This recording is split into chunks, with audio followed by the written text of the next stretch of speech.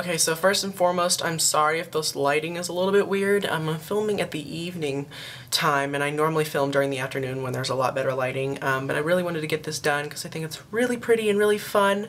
And so the first thing that I'm going to do is prime the lids, and I'm actually going to be using this not Too Faced, see I'm so used to saying it, Urban Decay Primer Potion. This came with the Naked palette, so I haven't actually tried it. This is the first time I've actually used it, so we shall give it a go. But I'm just going to get some product on the little applicator, put this all over, a little bit more, all over my lids and up to the brow and then underneath as well, because we're putting shadows down there. So just put it all over like that.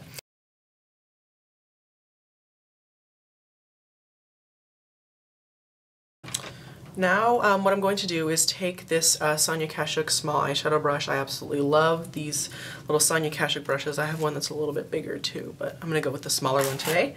And then I'm going to use Sin eyeshadow from the Urban Decay Naked palette. It's a really pretty kind of like light dusty pink.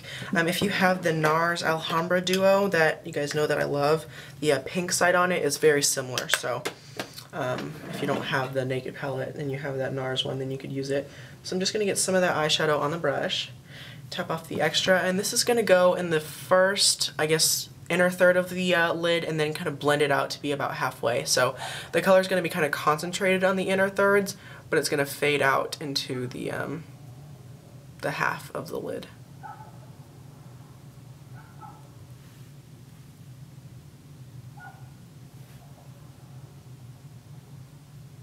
So there's that, and then the next thing we're going to do is use Toasted eyeshadow, which is just kind of like a darker version of that first Sin color that we used, and it's a little bit more of like a cranberry tone. It's kind of like a taupe cranberry kind of color, and then just get that on that brush and tap off the extra, and this is just going to go on the outer part of the lid and kind of blend it into that first color that we used. And the best way I think to do that is to get some of the eyeshadow, either one that you are working with, and then just kind of pat it in circular motions around where those two colors meet, and it really helps to kind of get a better gradient so it's not just a, you know, a very harsh line, because that just is not very attractive. Okay, so that's what that looks like, the two colors blended together. Now, if you wanted to just leave it like this for a more everyday, kind of basic, not as dramatic, neutral look, you could obviously do that, but I'm just going to go ahead and go for the next couple steps because you could easily turn this into a nighttime look, but then again, you could also easily keep it a daytime look. And what I'm going to do now is take this, actually this is an old Ulta quad, and you can see that I have well used this one, but I'm going to take this kind of orangey, peachy, golden kind of color, just with that same brush that we've been using. And I'm going to tap off the extra, and then this is going to go in between those two colors as kind of like a pop of orange. It's also going to help the colors blend a little bit more, but it's more so going to add that orange kind of color to represent, you know, the color that the leaves turn. Well, not in Texas exactly, but more so throughout the country the leaves turn colors. Alright, so now moving on to the crease, I'm actually going to use this Burmese Beauty Quad, and I'm going to use this eyeshadow which is called Showstopper, and it's just like a matte, dark, more purpley brown, oddly enough. It's kind of like a dark taupe, and I'm going to take that on a Sonia Kashuk fluffy crease brush, and this is just going to go pretty much halfway of the eye from the outer part of the crease working inwards.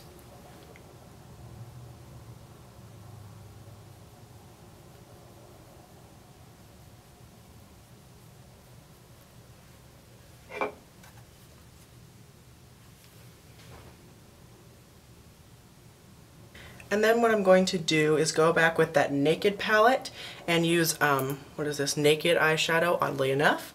And I'm going to take that on a fluffy brush and put this kind of above where that brown is to help it blend into the brow bone color that we're going to use in a second here.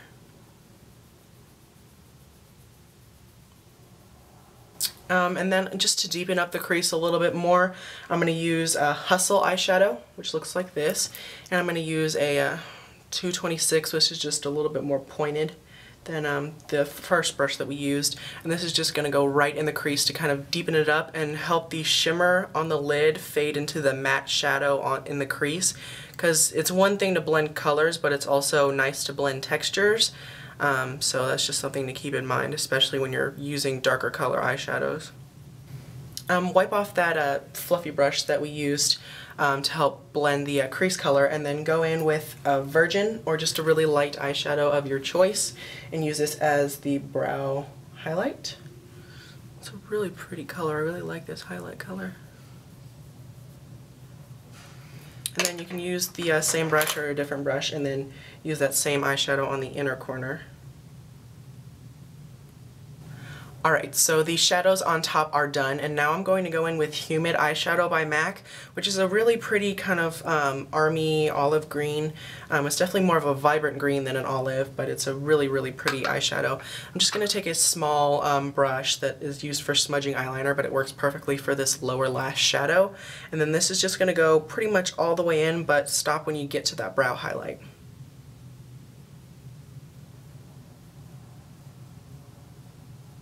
Okay, so that is essentially all the eyeshadows that we're going to do, and now I'm going to go on to eyeliner, and I'm going to be using two different eyeliners today. The first one is by NARS, and it's their Larger Than Life eyeliner, long wear eyeliner, and this is in Madison Avenue, and you can see it's a really pretty kind of like charcoal slate gray.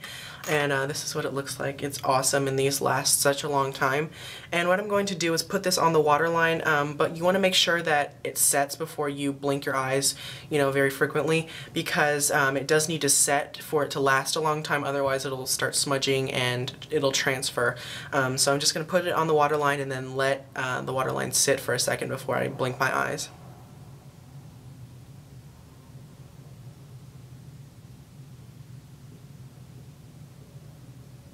So I think that should be good. You can go in and use a brown instead, but I think the gray is kind of unexpected, and gray eyeliner is not something that you really see a lot about, and I think it really works for fall colors, and I don't know, it's pretty. Gray eyeliner, why not?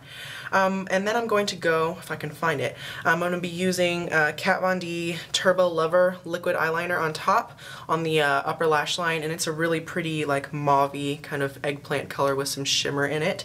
And so I'm just going to do a relatively thin line, and I'm not going to wing it out. I'm just going to put that on the upper lash line.